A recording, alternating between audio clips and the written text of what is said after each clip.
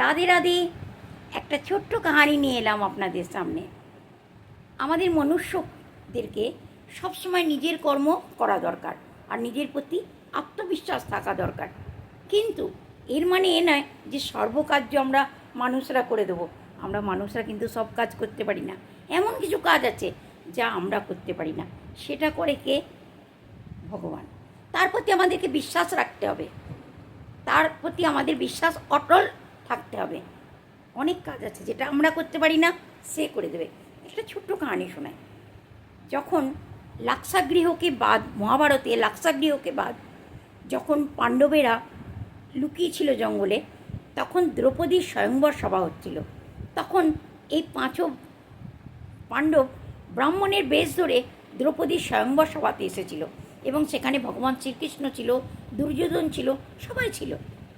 তখন ভগবান শ্রীকৃষ্ণ অর্জুনকে বোঝাচ্ছিল কীভাবে মাছের চোখটাকে নিশানা করতে হবে, কীভাবে ছাদের ওপরে মাছটাকে নিশানা করে তীর চালাতে হবে, সব কিছু শেখাচ্ছিল।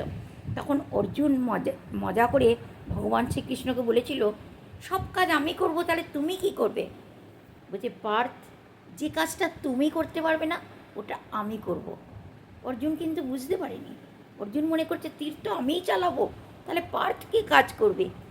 কোনটা কাজ যে কাজটা আমি করব না তুমি করবে? জলটাকে স্থির রাখা।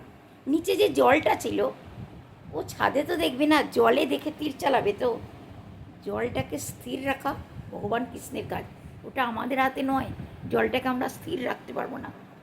নিশানা লাগাতে জরুর অর্জুন পারবে, কিন্তু জলটাকে স্থির রাখতে পারবে না। সেই জন্য এমন কিছু আমাদের জীবনে কাজ আছে যেটা আমরা করতে পারবো না, কিন্তু ভগবান শ্রীকৃষ্ণ করতে পারবে। ভগবান শ্রীকৃষ্ণের কিছু বাণী আছে যেগুলো আমাদেরকে সবসময় মনে রাখতে হবে।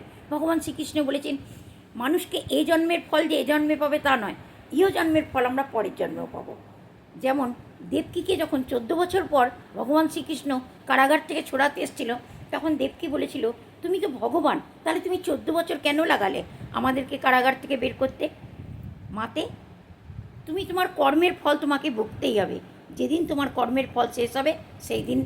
কেন? আমি কি কর্ম করেছিলাম? তুমি হচ্ছ কৈকেয়ী মা, পিছলে জন্মে ছিলে, তুমি আমাকে 14 বছরের জন্য বনে পাঠিয়েছিলে, সেই জন্য আমার জন্মের পর তোমাকে 14 বছর এই কারাগারে বাস করতে হলো। তখন দেবকী মাতা জিজ্ঞাসা করেছিল, তাহলে যশোদাকে, কৌশল্যা কোথায় আছে? যশোদা না, কৌশল্যা কোথায় আছে? তখন ভগবান শ্রীকৃষ্ণ বলেছিলেন, কৌশল্যাই আমার যশোদা মা। আমাদেরকে সবাইকে নিজেদের কর্মের ফল অবশ্যই ভোগ করতে হবে। কর্ম কোথাও পালাবে না, কেন? পাপ কোনোদিন মাকেও ছাড়ে না। সেই জন্যে পাপ করবার আগে সবার চিন্তা করতে হবে। রাধে রাধে।